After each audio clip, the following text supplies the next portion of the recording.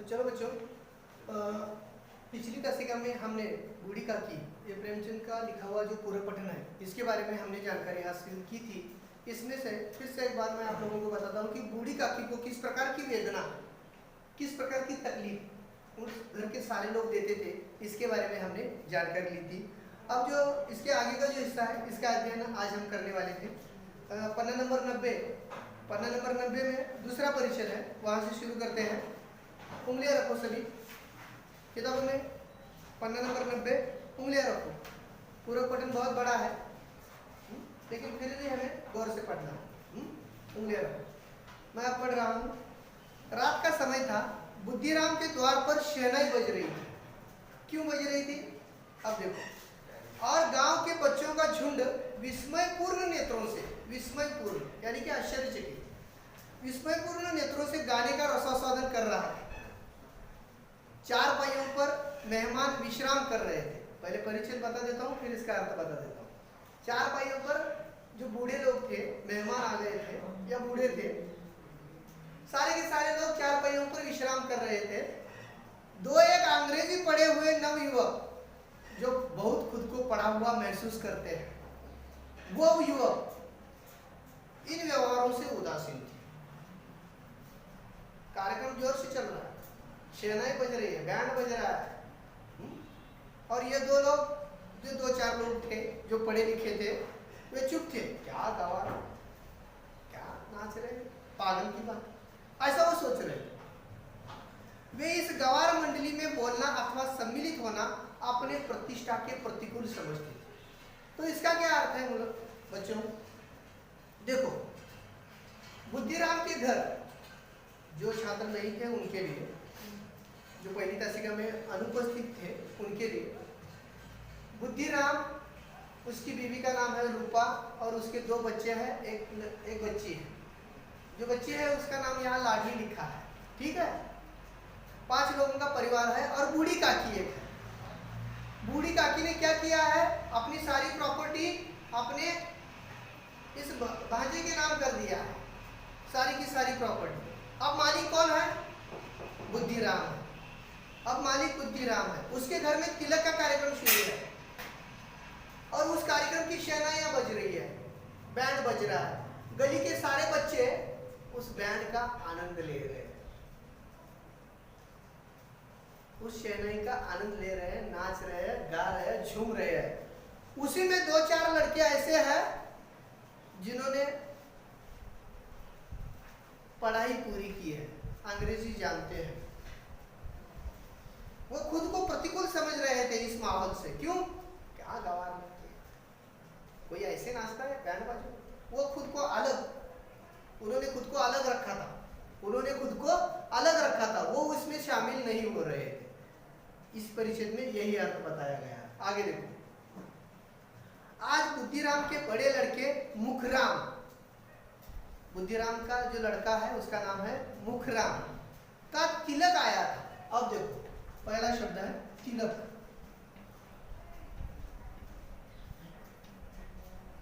लिखो तिलक, अपने बहियों में लिखो तिलक। इसका क्या अर्थ है, लिखो, कोई जल्दी नहीं है, धीरे से लिखो तिलक। अब मैं इसका अर्थ आपको समझाता हूँ, समझने के बाद आपको लिखना है इसका अर्थ। मैं जानना चाहता हूँ किन किन छात्रों को ये बात समझ में आ गई। तिलक का रस्म क्या होता है, ध्यान दो इधर। तिलक रस्म यह है, जब कन्या पक्ष, अरे इधर ध्यान दो, तुम्हारा ध्यान नहीं है। जब कन्या पक्ष के लोग वर पक्ष के यहाँ आते हैं, जब कन्या पक्ष के लोग वर पक्ष के यहाँ आते हैं और शादी को इस शादी को निर्धारित करते हैं, फिक्स कर देते हैं। जब वो शादी फिक्स हो जाती है तब उस पर तिलक लगा देते हैं, तब उस पर तिलक लगा देते हैं। तिलक लगाने के रस्म समझ में आ गई, जिसे मराठी में हम कह सकते हैं साखरपुडा करणे। शादी के बाद तुम्ही मला विचारतो, लग्नाच्या अगोदर साखरपुडा असतो की लग्नाच्या नंतर असतो, वो रस्म क्या है, उसे आप शादी कह सकते हो।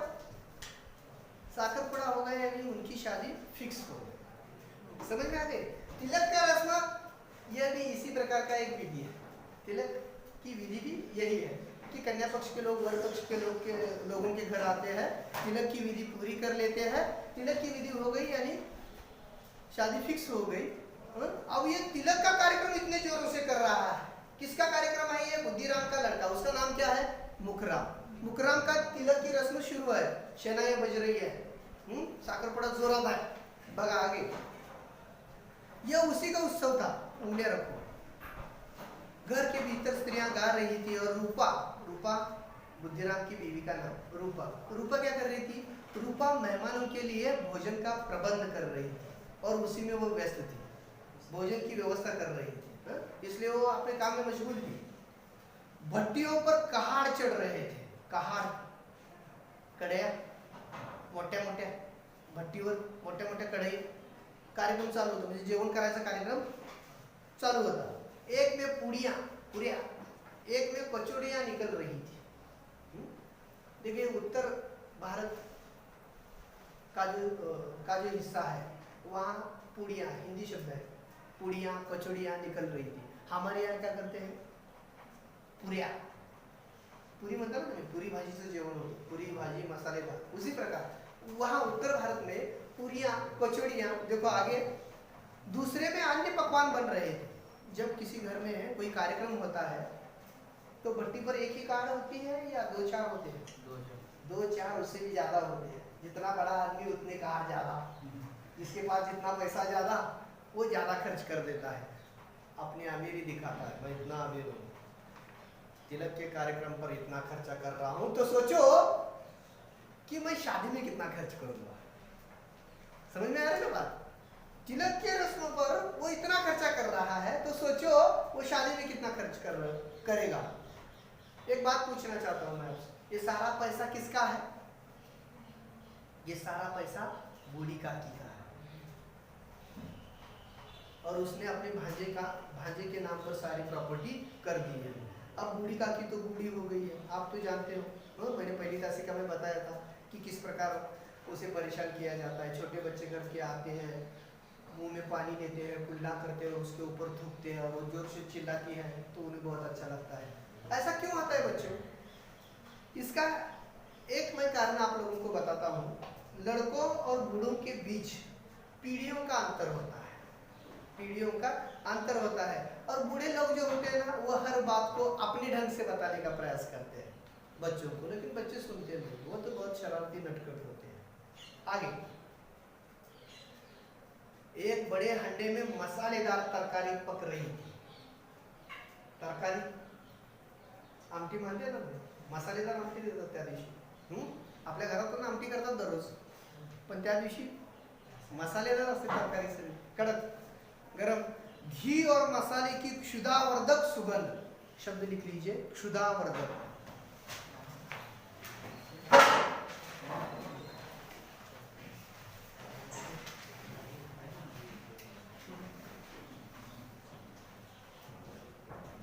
हाँ, क्षुधावर्धक, क्षुधा यानी कि भूख, वर्धक यानी कि बढ़ाने वाली।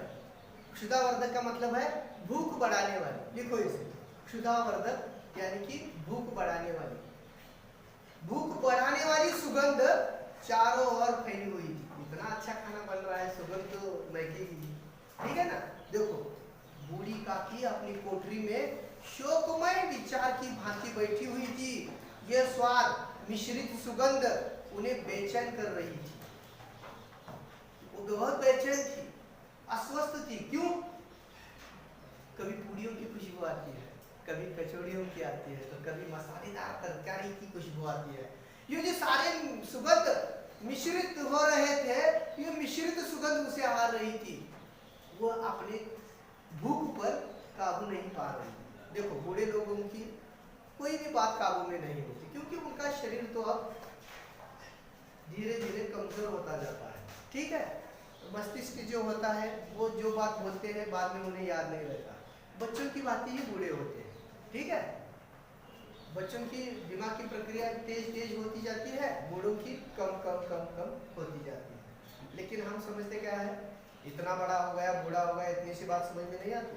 वैसे नहीं, जिस प्रकार बच्चों को समझ में नहीं आता उसी प्रकार बूढ़ों को भी स्थिति यही होती है, क्योंकि विस्मृति की ओर उसका मस्तिष्क चला जाता है। ठीक है।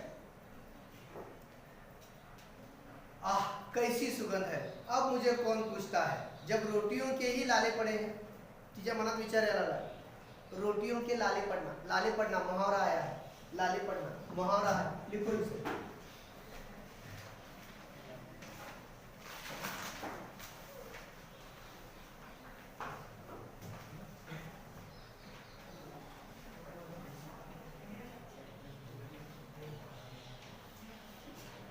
इसका अर्थ लिख लो, बीच में बोलना नहीं है।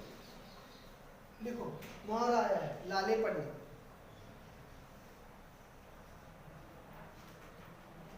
इसका अर्थ है किसी चीज के लिए तरसना। लाले पड़ना का अर्थ है किसी चीज के लिए तरसना। तो बूढ़ी क्या कह रही है, अब तो मेरे खाने के लाले पड़े हैं, मैं तो अब भूख के लिए तरस रही हूँ। खाने के ही लाले पड़े हैं, यानी जो हर रोज उसे जो भोजन दिया जाता है वो भी वक्त पर नहीं दिया जाता।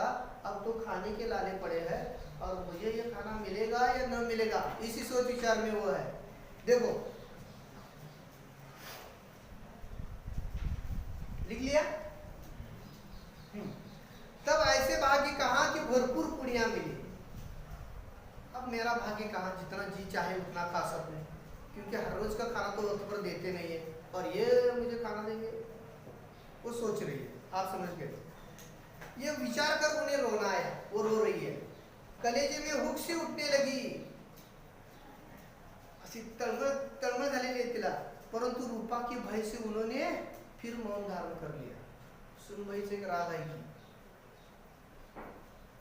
रूपा क्रोधित होते, रूपा को बहुत गुस्सा आ जाता है। रूपा के विचार से वो चुप बैठ गई। कितने भी भूख लगे मुझे अब चुप रहना है, जब तक मेहमान वगैरह खाना नहीं खाते ना तब तक चुप रहना है। ऐसा सोच विचार कौन कर रही है, बूढ़ी काकी कर रही है। आगे देखो, फूल हम घर में भी सूंघ सकते हैं, परंतु वाटिका में कुछ और बात होती है। प्रेमचंद जी ने क्या लिखा है, फूल हम घर में भी सूंघ सकते हैं, लेकिन जब आप बाग में चले जाते हैं, वाटिका में चले जाते हैं, तो उसकी सुगंध और होती है। उसी प्रकार खाना तो हम हर रोज खाते हैं, लेकिन जब बाहर खाने का सामान आया जाए तो हमें बहुत अच्छा लगता है। उस दिन हम पूरे मन के साथ खाना खाते हैं। ठीक है। उसी पर यही बात समझाते हुए उन्होंने उदाहरण दिया है वाटिका का। फूल तो हम रोज सूंघ लेते हैं, लेकिन वाटिका में उसकी सुगंध और होती है। उसी प्रकार खाना तो हम हर रोज खाते हैं, लेकिन होटल में एक दिन बाहर खाने का मजा कुछ और ही होता है। ऐसे विचार। इस प्रकार निर्णय करके बूढ़ी काकी हाथों के बल सरकती हुई बड़ी कठिनाई से चौखट से उतरी। उसे कहाँ रखा गया था उस कार्यक्रम के दिन, एक कोठरी में। भूख पर वो काबू नहीं पा सकी, वो अपने हाथ के बल रेंगती हुई, उसे चलना नहीं आता, रेंगती है, वो बहुत बूढ़ी हो गई, इसलिए उसका नाम दिया है बूढ़ी काकी। चौखट उसने पार की, अब वो खुद पर काबू नहीं पा रही। देखो आगे, उंगलियां रखो। चौखट से उतरी और धीरे धीरे रेंगती हुई कहाड़ के पास आ बैठी। कहाड़ त्या जिथं कढया जेवण तयार करायचं का नाही, तिथे येऊन बघत बसली। जेवण बनवायचं काम चालूच होतं। रूपा उस समय कार्यभार से उद्विग्न हो रही थी। कठिन शब्द है उद्विग्न होना। उद्विग्न होना अर्थ नहीं आता, लिख लो, परेशान होना।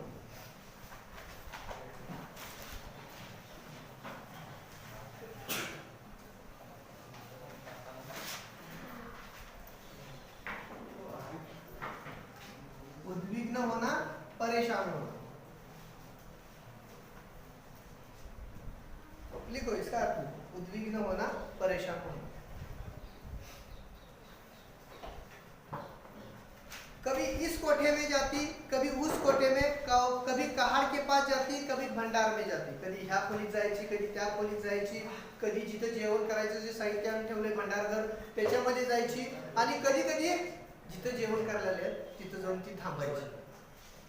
उसकी जो सारी क्रियाएं चल रही थी, इससे तो मालूम होता है कि उसे बहुत भूख लगी है, लेकिन उसके ऊपर ध्यान देने वाला कोई है? कोई भी नहीं है। देखो आगे क्या होता है। किसी ने बाहर से आकर कहा, महाराज ठंडाई मांग रहे हैं। महाराज यानी कि जो विधि करने वाला होता है ना, तिलक की रस्म करने वाला जो पंडित जिसे आप कहते हैं महाराज, वो महाराज ठंडाई मांग रहे हैं। ठंडाई हमारे यहाँ भी शादी के दिनों में ठंडाई के जैसा ही कुछ दिया जाता है। छाछ से बनता है वो, कौन बताएगा? हाँ, जिसे आप मराठी में मट्टा कहते हैं। बर्फ डालते हैं उसमें और खाना खाने के बाद मट्ठा दे दो। और क्या करते हैं? एक मजेशीर बात बताओ, एक मजेशीर गोष्ट सांगू का तुम्हाला? ज्या वेळेला आपल्याकडचा मट्टा सपत येतो ना, लोक उन्हाळ्याच्या दिवसात लग्न वगैरे असलं तर काय करतात? तो मट्टा लवकर संपतो. आपल्याकडे लोक काय करतात? त्याच्यात बारडीवर पाणी भरतात. प्या तुम्हाला किती पाहिजे. लक्षात आलं काय? मट्टा कमी पडतोच. उसी प्रकार सहज गमतीने म्हणून सांगितलं मी. त्या उसी प्रकार जो तिलक की रस्म करने वाला महाराज था, कोई बता रहा है कि महाराज ठंडाई मांग रहे हैं. अब आगे देखो, ठंडाई देने लगी. आदमी ने आकर पूछा, अभी भोजन तैयार होने में कितना विलंब है? उस महाराज को भूख पर नियंत्रण नहीं हो रहा है, इसलिए उसने ठंडाई मंगाई. यह तो बूढ़ी है, सुबह से कुछ नहीं दिया. ठीक है. उसकी विदारक स्थिति का वर्णन प्रेमचंद जी ने किया है कि समाज में यह कैसी घटनाएं घटित होती है. हम बूढ़े लोगों के प्रति इतना बुरा व्यवहार हम कैसे कर सकते हैं उनके साथ. देखो, बेचारी अकेली स्त्री दौड़ते दौड़ते व्याकुल हो रही थी, झुंझलाती थी, कूदती थी, परंतु क्रोध प्रकट करने का अवसर न पाती थी. रूपा को बहुत सारा काम था. मेहमानों को देखना, उनकी व्यवस्था करना, किसे क्या चाहिए, किसे क्या नहीं चाहिए. और भय होता कहीं पड़ोसियों ने यह न कहने लगे कि इतने में उबल पड़ी. प्यास से स्वयं कंठ सूख रहा था. बहुत प्यास लगी थी. किसे? रूपा को. गर्मी के मारे फूंकी जाती थी. बहुत गर्मी थी, बहुत गर्मी.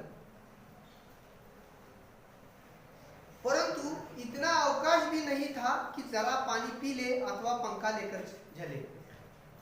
स्वतःला पंखा मारून घ्यावं, पंख्याजवळ थांबावं, 5 मिनिटं विश्रांती घ्यावं, एवढा सुद्धा वेळ तिच्याकडे नव्हता. फार गडबडीत होती. यह भी खटका था कि जरा आंख हटी और चीजों की लूट मची. और एक खतरा, देखो रूपा के बारे में, और एक खतरा होता है. जिसके घर में शादी होती है ना, वहाँ चोरी होने का खतरा बहुत ज्यादा होता है, क्योंकि औरतें सारे काम में व्यस्त होती है. और जो और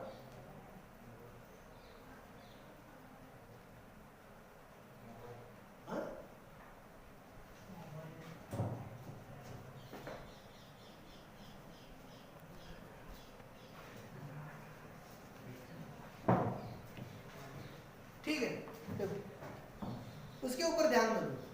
अब वो खराब हो गया, अब मुझे उसे दुरुस्त करना पड़ेगा. देखो आगे,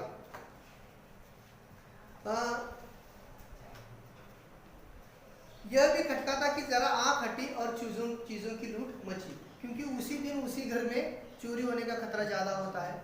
आपण म्हणत नाही का घरामध्ये तिजोऱ्या वगैरे असतात, किल्ल्या वगैरे काढलेल्या असतात, पाहुण्याशी दे सोनं नाणं असतं, आणि त्यातच चोरी करणारे जी लोक असतात त्यांना ती संधी असते. कारण एवढी लोक येऊन गेले असे कोणावर नाव घालायचं. अब तो सीसीटीवी का जमाना आ गया, इसमें बढ़ोतरी हो गई. अब खतरा थोड़ा सा कम हो गया. इस अवस्था में उसने बूढ़ी काकी को पहाड़ के पास देखा तो जल गई. बहुत गुस्सा हो गई. क्यों? क्योंकि उसे कहाँ बिठाया था? कोठरी में. ठीक है, ऐसा व्यवहार योग्य है आपको लगता है? ऐसी इतना बड़ी रस्म हो रही है, तिलक का रस्म हो रहा है, और ऐसे रस्म में बूढ़ी काकी को कहाँ बिठाया गया है? एक कोठरी में. ये सारा जो कार्यक्रम चल रहा है ना, इतनी बड़ी रस्म जो चल रही है, वो किसके पैसों से चल रही है? बूढ़ी काकी. क्योंकि बूढ़ी काकी ने सारी प्रॉपर्टी किसके नाम कर दी है? बुद्धिराम के. और उसके बेटे की रस्म हो रही है. इतना सारा पैसा बूढ़ी काकी के कारण उन्हें मिला था, और बूढ़ी काकी की अवस्था इतनी दयनीय, इतनी करुण कर दी. अब देखो, क्रोध न रुक सका. रूपा को बहुत क्रोध आया. वो बूढ़ी काकी पर झपटी और उन्हें दोनों हाथों से झटक कर बोली, ऐसे पेट में आग लगे, पेट है या भाड़? पेट में एवढी कसली भूक लागली तुला? तुझं पोट आहे का काय? म्हातारी स्त्री आहे, एवढी लोक बघायला लागलेली आहे, तिच्यामध्ये ती तिचा अपमान करते, इतने सारे लोग देख रहे हैं। इन सारे लोगों के बीच वो अपनी बूढ़ी काकी को इस प्रकार बोल रही है। बूढ़ी काकी को समझ में आ रही है थोड़ी थोड़ी बातें। कोठरी में बैठते हुए क्या दम घुटता था? दम घुटता था। दम घुटना मुहावरा है, लिख लीजिए, दम घुटना।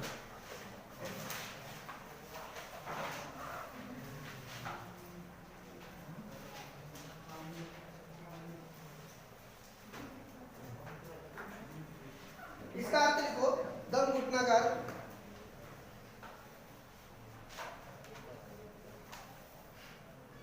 गर्मी की अधिकता से सांस रुकना। गर्मी की अधिकता से सांस रुकना। तुम्हें कोठरी में बैठाया था, वहां बैठकर क्या तुम्हारा दम घुट रहा है? जो यहाँ कार के पास आकर बैठी हो, वो क्या कहते, देखो आगे, अभी मेहमानों ने खाना नहीं खाया, भगवान को भोग नहीं लगा, भोग लगना नैवेद्य मराठी में जैसे आप कहते, भगवान को भोग नहीं लगा, तब तक धैर्य न हो सका, तो परंतु तू थामू नहीं शकत, तब तक तुम्हारा धैर्य नहीं चल सकता, जब तक मेहमान न खाए, भगवान को भोग न लगे। उसके आगे जाकर वो क्या करती है, आकर छाती पर सवार हो गई। फिर एक मुहावरा आ गया, परीक्षा में आ सकता है, बहुत महत्वपूर्ण मुहावरा है, छाती पर सवार होना, लिख लो।